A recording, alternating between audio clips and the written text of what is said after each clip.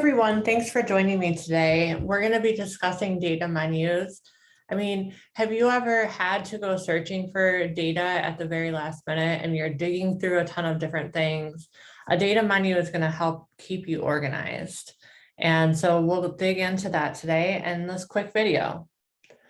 My name is Liz Gordillo, and I'm the founder of Liz G Strategy, and we implement evaluations with foundations and nonprofit partners to lead to impactful change for individuals, communities, and organizations.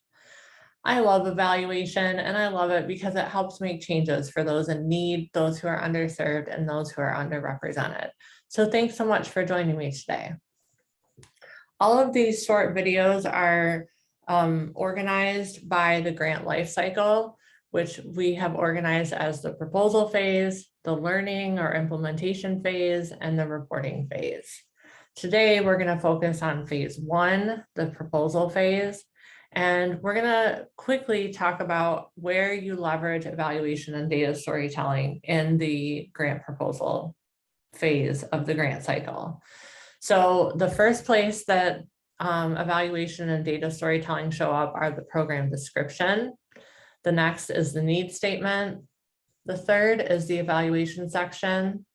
The fourth is the budget. And of course, data storytelling is used all throughout the proposal phase.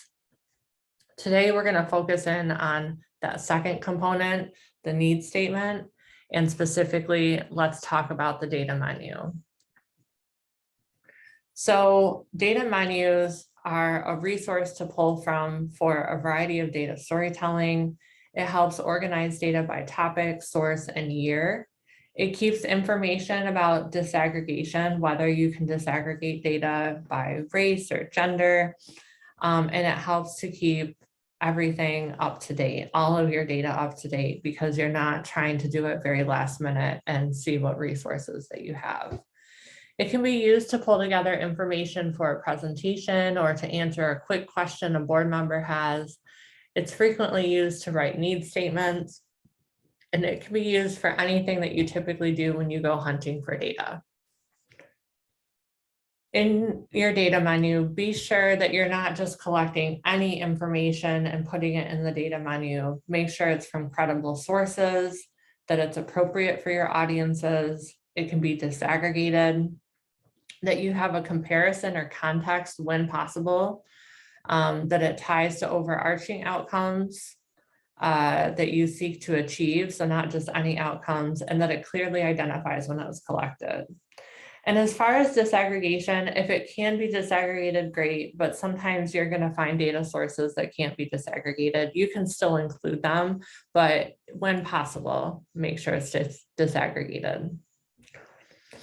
All right, so in an example that I'm going to share, we have a program that the goals are to increase healthy behaviors around nutrition and physical activity in order to lead to outcomes related to heart disease and diabetes. And so we're looking at a made-up program where seniors can participate in access to food boxes, opportunities to volunteer in cooking classes, nutrition classes, exercise classes, and this all is happening in Track 2 of Jackson, Michigan. So let's take a look at this data menu. All right, so components of a data menu include the category, the data, the source, the year, and whether it can be disaggregated or not. So let's just take a look at what each one of these looks like. So in category, we want to list a category that tells how the data tie to the overarching outcomes of your work. So if you've watched the logic model or theory of change videos, you'll know that the overarching outcomes of the work are a really important part of proposal planning. And so in this work, heart disease or reduction of heart disease is one of the program outcomes for this made-up program that we have. The data column is not just what the data are, but also put it in context.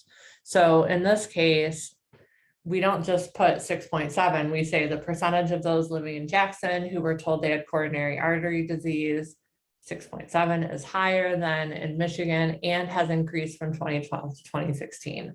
Otherwise, we don't know if 6.7 is good or bad, right? So this context really helps us understand that data more. Source, tell us where the data came from. So in this case, it came from the Community Health Needs Assessment. What year were the data collected? 2019. And can this data be disaggregated by race, age, gender, any other categories? The answer is no. So the cool thing is, if you're writing a needs statement, you can literally take what you have in your data menu and plop it right into that needs statement. It makes it really easy for you to go to, and each one of these pieces that you see here was put into a data menu. So the 207.3 out of 100,000 of heart disease related deaths, that came from a data menu. And a number of these are actually from a real project, even though this is put into a context of a made up project. All right, that's it for a data menu. It's pretty cut and dry. Thanks for joining me today for this video. For a template of a data menu, please see the link in the description. Thanks so much and have a great one.